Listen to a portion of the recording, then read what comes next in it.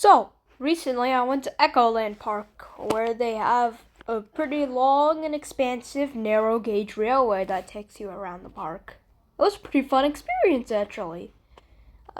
This is located in Jeju Island in South Korea, and I took a lot of fun photos. We had looked at a lot of fun brochures, and I had a lot of fun photographing and filming all the little engines that run the line. I also had fun riding on an aerial bike. This trip reminded me very often of the Day Out with Thomas event that I did last year. And honestly, I found a very lot of parallels within the footage that I shot, which is really cool. So we should probably start from the beginning. Going to see a train. Oh gosh, that sounds so weird. Pointless joke aside, we reached the station and we hopped on the Blue Lake. This is one of the 8 steam engines or steam engine lookalikes they have at the park, and they all continuously run. So here's the lovely footage of me looking at the train. Pretty realistic.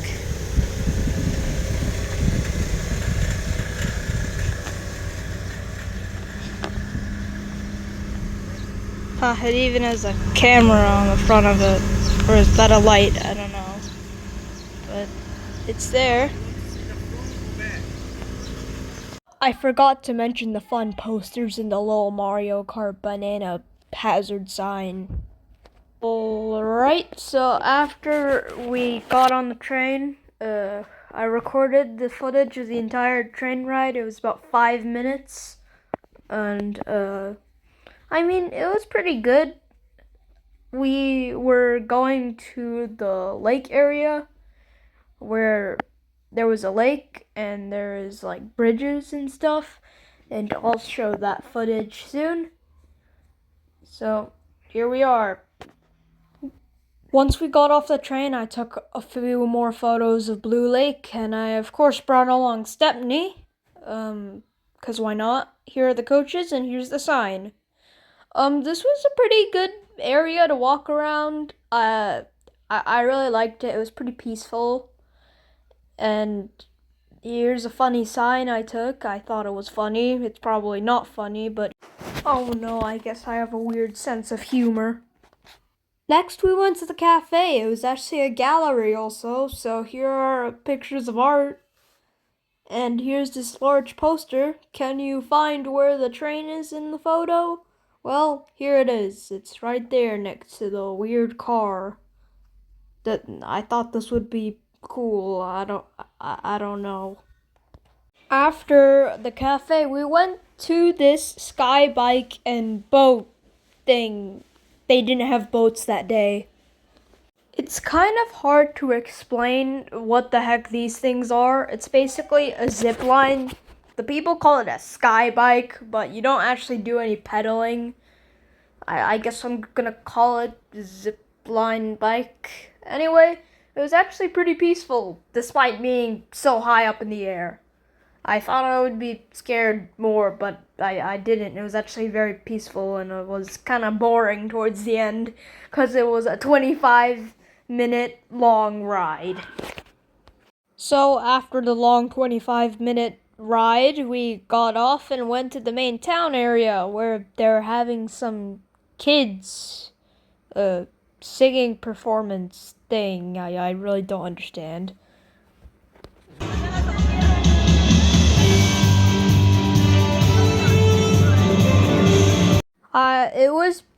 We didn't really stay there long because my sister was scared at all the mascots. Look at these things. So we ended up just hitching a ride and going to the next station. Funny coincidence, the station is called Lakeside, and if you know anything about Thomas, they have stations called Lakeside. So I think that was a pretty funny parallel. The next train we got on was the Blue Sky, which is painted in this lovely blue and red color scheme, which I really like. After the short 5-minute long trip, we reached the station. And on display was Green Forest. I'm pretty sure he broke down or something, cause he was rusting everywhere. Guys, look over there. It's Emily.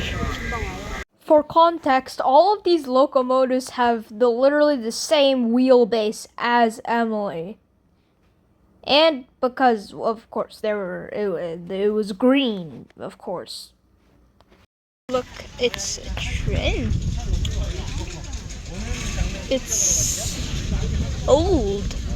And it's rusting everywhere. It was a little difficult, but I got this front-facing photo of him. We've rode on the Blackstone. We just rode on the Blue Sky. Then that's the forest. We've seen the red one in the background. It was here I decided to make it a mission to record every single engine in their roster. Well, I hear it. So, 3 trains passed while I was waiting. Here's Blackstone. Here's Blue Lake again. And here is Purple Dream. I don't know why it's called Purple Dream, because he ain't that purple. And to top it all off, here's Blue Sky, who took me and my family to the last station.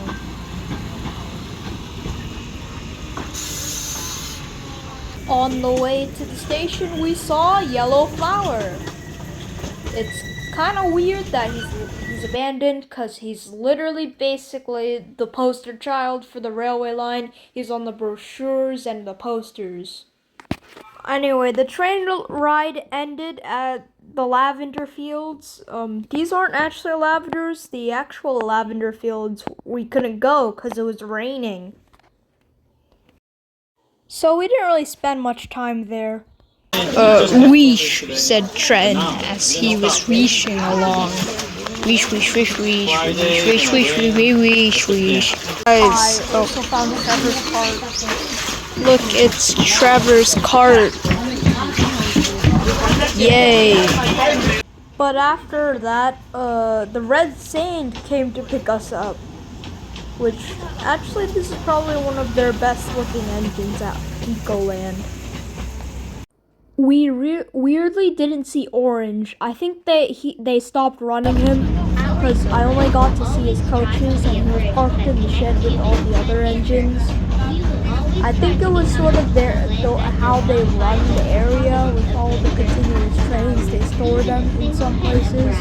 So here's Blackstone, and then here's Blue Lake parked in another siding.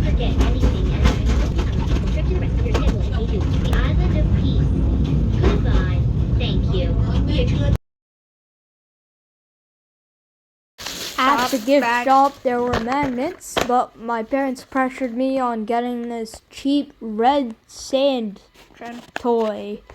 I decided to go with it because it looked the best out of all the ones they were selling. And on our way out of the building, there were some fun train-themed clocks. So, did I enjoy my time at Ecoland? Yes, I did. It rivals the Day Out with Thomas event, on which I prefer most. However, big leverage is the model railway that Day Out with Thomas had. That's putting it on the line between Ecoland. So that's the end of the video. I promised next video I'll take a look at all the new push-alongs that they released for 2025. So, I'll see you guys later.